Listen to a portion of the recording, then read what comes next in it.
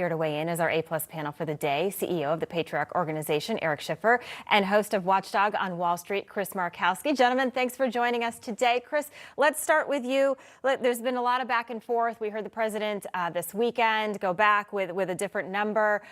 Where are we going from here? And I'm finding it hard to believe you're going to get anything by Nancy Pelosi at this point in time. I think if Donald Trump came out and met her number, it was $3 trillion. Now it's down to $2.2 trillion. I don't think that she's going to end up going for anything at this point in time.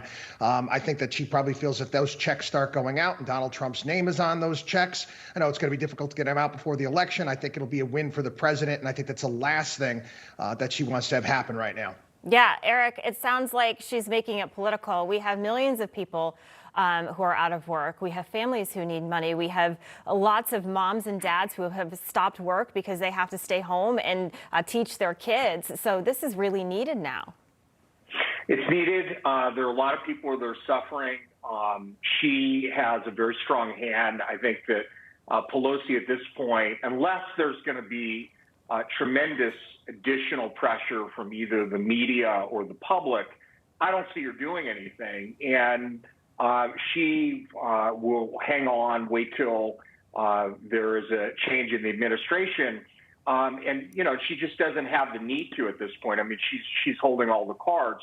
I think the argument that, you know, it would help Biden short term, I don't think or that it could, you know, prevent, if Biden wins, him doing something that would be, you know, an additional element. I think that just adds value to her argument, frankly. I mean, you know, that she could do even more. She could send even more cash to people.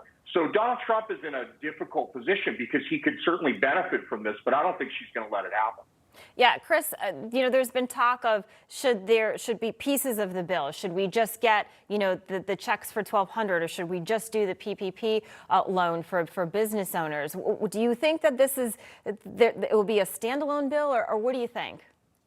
Listen, after the news coming out this weekend, and this is something that I've obviously been pushing for a long time, and recognizing that the lockdowns just don't work, it's almost like going back to Wayne's World. Game on. Get everybody back to work. You want to stimulate the economy. Let's get everybody back to work. Do not send out $1,200 checks and fly a helicopter over the country and drop cash. If people are out of work and many businesses are going to have a difficult time opening up, absolutely you want to help those people out. But what we need to do more than anything else is get animal spirits going in this country again. So many businesses have been shut down. We need to aid those businesses. We got to get money into the hands of entrepreneurs that are going to actually create jobs. That's what we need moving forward, not random checks being sent out. Yeah, Eric, Chris makes a good point. I know a lot of folks who own businesses who were hoping for that PPP round, because the first round, they weren't even able to open. So it was really difficult for them to even pay their employees. And as Chris mentioned, we still have a ton of businesses that are closed. Yeah. Look, there are many different businesses that are still suffering. As we know, there are a tremendous amount that could benefit from some kind of further evolution of what has been the PPP. And I hope to see that. I don't think you're going to see that, though, in the Biden administration. I think you're going to see some pretty big checks going out to people on an individual level that really don't create any type of intrinsic you know, structure for jobs like you would see, and we did see with the PPP. So again, I'm not as hopeful on the Biden side, and unfortunately, Donald Trump's in a difficult position at this point because we need more stimulus. It could help certainly businesses, individuals, and his position overall, but we're not going to see it. Chris, to go on Eric's point, if Joe Biden wins, where do you see the economy? Where do you see any stimulus bills? Where do you see us heading? Oh, I think it's going to be Joe Biden back in the Obama administration with the American Recovery Reinvestment Act. Let's just make poor investments into companies that'll end up failing. Going out to all of your great campaign donors from around the country. I mean, again, it's going to end up, Biden wins, you donate it to his campaign and you start a company, it's something to do with green, you're going to make out pretty well in this thing. But again, it's you know, let's dig a hole and let's fill the hole back in. It makes no sense. There's no value created there. Eric, if Biden wins, I mean, we keep seeing the rise of entrepreneurism. Like I mentioned, I have a lot of friends who have businesses. Do you think people will be fearful to start a business during that administration? I think it'll depend on the business. So, for instance, if you're talking about something that would be a renewable energy or solar-focused business, I think you could see a lot of interest in investment. I do think the market in either direction should be okay because there's going to be a lot of stimulus that will be ignited under a Democratic administration. They'll spend a tremendous amount of money, as we've seen in past administrations in these types of situations.